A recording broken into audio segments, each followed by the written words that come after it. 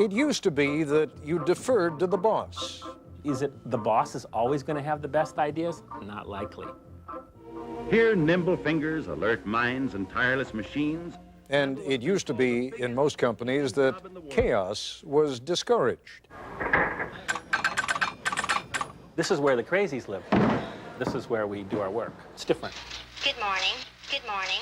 Used to be you were supposed to climb the corporate ladder. Good morning. Status is who comes up with the best ideas, not who's the oldest, not who's been with the company longest, not who has that biggest title. If you go into a culture and there's a bunch of stiffs going around, I can guarantee they're not likely to invent anything.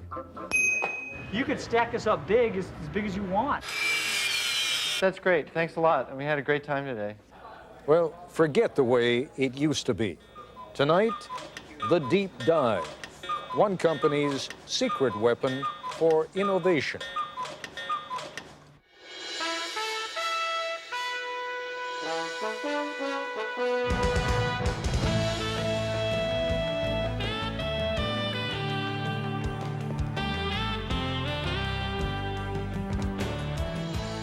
A lot further along in this broadcast, near the end as a matter of fact, you will hear one of the central characters suggest that we look around. The only thing that's not designed by anybody, he will say, is nature. Actually, you could say the same thing by observing that the only designs that don't require constant modification are the ones we find in nature. But the point is well taken. From the buildings in which we live and work to the cars we drive or the knives and forks with which we eat, everything we use was designed to create some sort of marriage between form and function. Does it work, and can we make it look interesting or attractive? What is truly amazing is how long we tend to put up with things that may not work particularly well or may look especially unattractive simply because we're accustomed to them and because no one has ever suggested redesigning those things. There's an interesting distinction between design and invention. Whoever came up with the idea of dental floss, for example, was an inventor, but the man or woman who put it inside that clever little plastic box that lets you tear off just the right length, that was a designer. Now, how does the process of designing a better product work? And would it be interesting to watch that process? When we first broadcast this program back in February, we weren't at all sure what you would think, but judging by the number of you who ordered video cassettes of the program and the number of people who contacted the industrial product design firm that is featured in this program, you liked it a lot. Here was the premise of the program. We went to IDEO, the product design folk, and said, take something old and familiar, like, say, the shopping cart, and completely redesign it for us in just 5 days. ABC News correspondent Jack Smith tells us what happened next. 9 in the morning, day one, and these people have a deadline to meet. So welcome to the kickoff of the shopping cart project. This is Palo Alto, California, in the heart of Silicon Valley, and these are designers at IDEO, probably the most influential product development firm in the world. Designers are the reason TVs have square screens, chairs 4 legs, and toothbrushes nowadays those squishy handles. In fact, it was IDEO that designed those squishy handles. IDEO has designed everything from high-tech medical equipment to the 25-foot mechanical whale in the movie Free Willy and the first computer mouse for Apple. Smith ski goggles, Nike sunglasses, NEC computer screens. Hundreds of products we take for granted. This is called the Neat Squeeze toothpaste tube, which... You invented that. The man who runs IDEO is Dave Kelly, a Stanford engineering professor with a Groucho Marx mustache, a dad of genius, and an approach to innovation that usually works. Well, thank you, Fred. But not always. Thanks a lot. I can show you some products that failed. Came up with this idea called monster shoes, where you take these little monsters and lace them into your shoes, like this. And we built a bunch of them, and I didn't want those either. So. Mostly what IDEO designs, though, does work, and it works very well. Dave and his design teams create about 90 new products every year. The point is that we're not actually experts at any given area. You know, we're kind of experts on the process of how you design stuff. So we don't care if you give us a toothbrush, a toothpaste tube, a tractor, a space shuttle, you know, a chair, it's all the same to us. We like want to figure out how to innovate by using our process, applying it. And so for the next 5 days, the team will apply that process to bringing the supermarket shopping cart into the 21st century. I think first we should maybe all acknowledge that it's kind of insane to do an entire project in a week. Project leader is Peter Skillman, a 35-year-old Stanford engineer. Project leader because he's good with groups, not because of seniority. He's only been at IDEO for 6 years. The rest of the team is eclectic, but that's typical here. Whitney Mortimer, Harvard MBA. Peter Coughlin, linguist. Tom Kelly, Dave's brother, marketing expert. Jane Fulton-Suri, psychologist. Alex Kazaks, 26, a biology major, who's turned down medical school 3 times because he's having too much fun at IDEO. Kids climbing up and doing this. Kids do that? Safety emerges early as an important issue. 22,000 child injuries a year, which is, and so they're hospitalized injuries. I mean, there are many others. Not just reported in the store, that's, you actually have to go to the that's emergency room. hospitalized, right. And theft. It turns out a lot of carts are stolen. You know, what is the average life of a cart? Does it last 2 years, 5 years, 10 years? And how big is this theft thing? 10 a.m. As the team works, it becomes clear there are no titles here, no permanent assignments. And the other side says, gives us a lot of help, says, be safe. Everyone appears to be equal, and they love to mock corporate America. I'll give you status. I'll give you a big red ball on a post, and that says you're a big guy. If you got a ball, you're a senior vice president. You know, what do I care? The desk, the red ball, it's all the same. In a very innovative culture, you can't have a kind of hierarchy of here's the boss and the next person down, the next person down, the next person down, because it's impossible that the boss is the one who's had the insightful experience with shopping carts. It's just not possible. According to Kelly, even employees who merely listen to the boss don't add that much either. So you gotta hire people who don't listen to you, and that, I don't think corporate America wants to hear that right yet. I think we ought to start making those lists about the kinds of questions that we're going to ask. The team splits into groups to find out firsthand what the people who use, make, and repair shopping carts really think. Okay, go. The problem with the plastic cart is the wind catches it. Yeah. And these things have been clocked at 35 across the parking lot. Oh, man. That's actually a pretty good point. The trick is to find these real experts, and so that you can learn much more quickly than you could by just kind of doing it the normal way and trying to learn about it yourself. From everything I read, these things aren't that safe either, you know? So probably the seat itself is going to have to be redesigned. What you're seeing here is the kind of social science, like anthropologists, you know, like you go and study tribes. What is it that they do that we can learn from that will help us design a better cart? One of the interesting things for me is looking at how people really don't like to let go of the cart, except for the professional shopper, whose strategy is to leave the cart at various places. In corporate America, many bosses like measure whether their people are, the good people or the people who are performing are the ones that they see at their desk all the time. That couldn't be further from the truth. The people who are really getting the information are out here talking to the buzzes of the world, going to meet other experts, much more useful than sitting at your desk. 3:30 in the afternoon, and the group is back at IDEO. There is no let-up.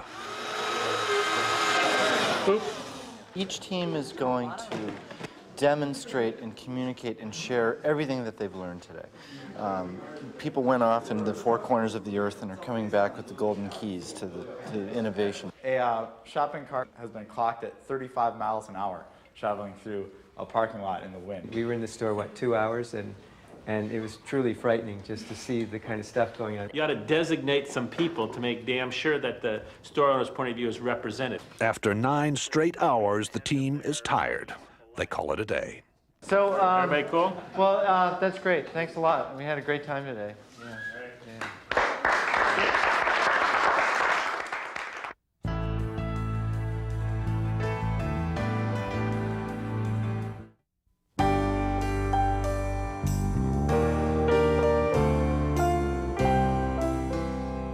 Get together and start here.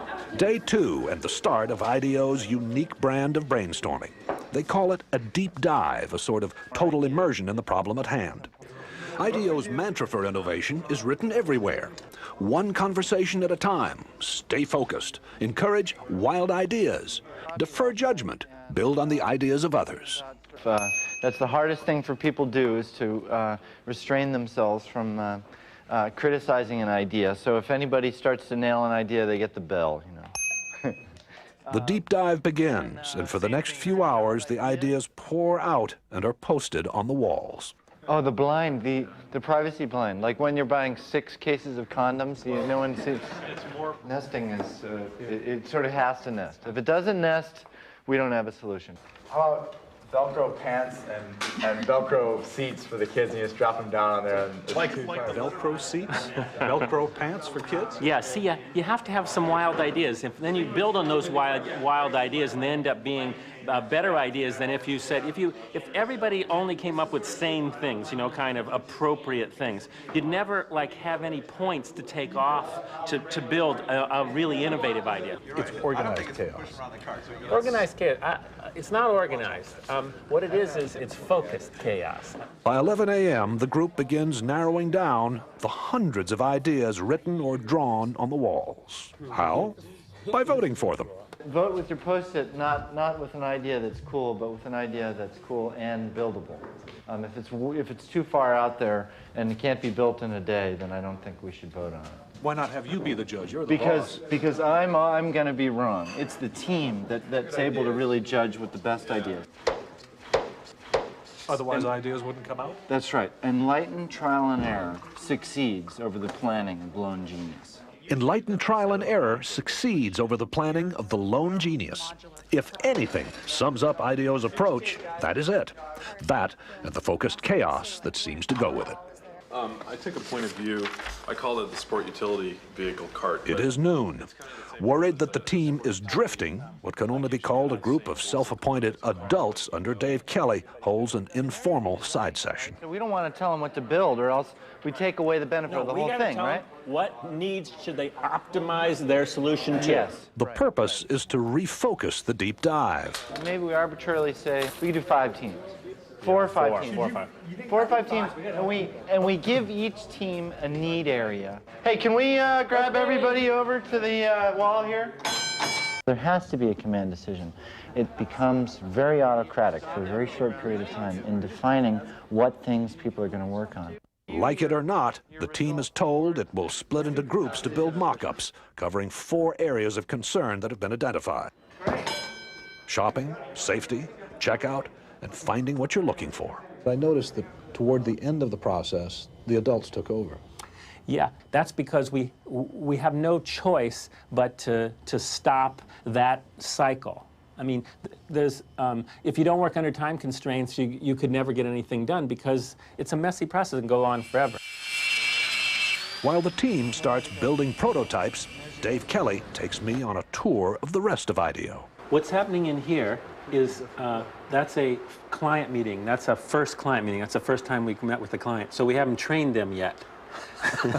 If we took them straight from there into a room where music was blaring and everybody was throwing Nerf darts at each other, that would be a little hard to take. You know, so we're warming them up. But this is where the crazies live. This is where we do our work. It's different. You can tell whether a place is playful in about the first 15 minutes as you walk down the hall. Being playful is of huge importance for being innovative. I mean, if you go into a culture and there's a bunch of stiffs going around, they're not, I can guarantee they're not likely to invent anything. Invent anything like this futuristic-looking instrument for kids. So no matter what you do with that thing, you always sound great. You always sound good. You have to make it so that this can happen. Whoa, it didn't break. No, it didn't break. There's a whole department at IDEO devoted to toys. Turns out to be one of its most profitable areas. Fun, too. So it got these little wings, and no matter what you do, if I get in trouble here, it's always a spiral. At IDEO, they found that fresh ideas come faster in a fun place. Not only is the furniture on wheels to suit the needs of the moment, but people are encouraged actually to build their own work areas. And they were designing this space, and they said to me, you know, we'd like to have, you know, $4,000 extra in our budget for a DC-3 wing. And I said, DC-3, you have to have that? And they said, yeah, they have to have it. So that's a DC-3 wing. Piece of a DC-3 wing, yeah. And that's just decor. That's decor. That's ambiance. You know, that says we're weird, and we're proud of it. Umbrellas on the ceiling to shade computer screens from direct sunlight. And bicycles on ropes to prevent clutter. The first guy who hung a bike up on a thing, he didn't come to me and ask me. He didn't ask some facilities person was okay. He tried it. And then, like, he waited and see if anybody complained. If nobody complained, another guy hung a bike up. And pretty soon, everybody's got their bikes up and nobody's complained, right? So it's that whole thing of trying stuff and ask forgiveness, you know, instead of asking permission, is the way people come up with new ideas. IDEO has such a reputation for innovation that client companies are increasingly asking Dave not just for new products, but also to remake their corporate cultures. You may be looking at the workplace of the future here. It's one thing to be able to do a product once in a while, but if you can build a culture and a process where you routinely come up with great ideas, that's what the companies really want. Okay, Peter, we're done. Back at the shop, it is 6 o'clock, and the 4 mock-ups are ready for showing. Baskets also can be, if you think you will have more volume, baskets can be put in. A modular shopping cart you pile hand baskets onto. A high-tech cart that gets you through the traffic jam at checkout. That you could mount a scanner on the shopping cart so that you as the customer, as you pull it off the shelf, would scan each item.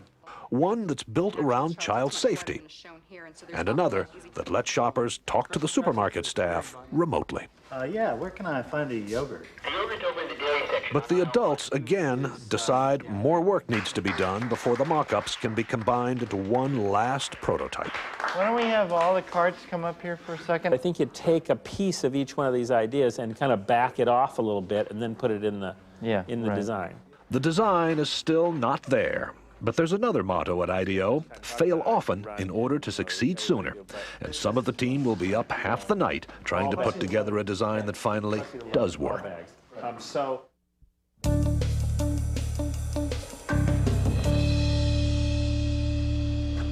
It is day 5, and Dave Kelly has no idea what the final cart looks like. Only the team does. If they kind of got their heads down, they don't look at me, I'm nervous. You know, if they say, wait till you see it, then I know we're in good shape. So I'm getting wait until you see it. I think that'll be good. There it is! There it is! So we took the best elements out of each prototype, designed this entire cart in a day, and then this cart was fabricated in a day with an amazing team of people in our machine shop pulling this off, working in shifts throughout the night. Wow, I'm impressed. So are we. The cart, which is designed to cost about the same as today's carts, is different in every other way. Hand baskets that stack in a metal frame, and major improvements for all. You just lift the handle up, you drop put the children in, and then you can close the handle right over them, and they instantly have some little bit of a work surface that they can play with. What do you think? Well, I'm very proud of the team. I think it's great. Does this work for you? Works for me great. Yeah. It's also beautiful. I mean, let's, take it over to a local supermarket and see what they say. Yeah, it works really well. The cart's wheels turn 90 degrees so it can move sideways. No more lifting up the rear in a tight spot. And you shop in a totally different way. Rather than taking your cart everywhere you go in the store, through a crowded store like this, it's much more efficient to take a small basket, rush around to where the particular shelves are, and come back and put them here, and treat this as like a center for your shopping. And with a high-tech scanner, so that in the future you skip the checkout traffic jam. Here's how you would scan an item. You reach over and pick up anything like the salad dressing, and I would scan it, and if I want to accept that item, I would just press plus and then drop it in my basket. Because stores don't yet have those high-tech scanners the team designed, checking out today means doing it the old-fashioned way. But the bags are hung on hooks on the cart's frame. Remember, there is no basket here. Why get rid of the big basket? The basket is tyranny. The basket is tyranny because it's not really needed. If all your stuff ends up in bags, why need the basket in the first place? Talk to me about theft. There's no value in this cart without the basket because you can't carry anything in it. It's useless to anybody. You can't use it as a barbecue. So it's not going to get stolen. That's right. So this ought to appeal to store owners then. Yes. I love it. I think it looks great. At first, I was a little shocked, but I think you have some fantastic ideas here. It needs a little refining, but I think that it's great. I mean, we would want them. It makes us feel great. And she also gave us some really good comments about how we can make this thing better. Just wherever you are, look around. The only thing that's not designed by somebody is nature. So the trees are not designed by us, but everything you see, every light fitting, every flower vase, every scale, every stand for fruit, everything is designed, has to go through this kind of process. And they can do a better or worse job of innovating or improving, but everything is designed. It has to go through this process. It wasn't this effortless, oh my God, so that's how it works thing that I saw there. It was actually hard work. It's a lot of hard work. We all love it, so it doesn't look like it's hard work, but it's a lot of hours. A lot of hours. Also, an open mind, a boss who demands fresh ideas be quirky and clash with his, a belief that chaos can be constructive, and teamwork, a great deal of teamwork. And these are the recipe for how innovation takes place. This is Jack Smith for Nightline in Palo Alto, California. I'll be back with a brief update on our story in just a moment. Incidentally, the Nightline shopping cart won a silver award in the Industrial Design Excellence Awards, and there's talk now of developing it commercially. That's our report for tonight. I'm Ted Koppel in Washington. For all of us here at ABC News, good night.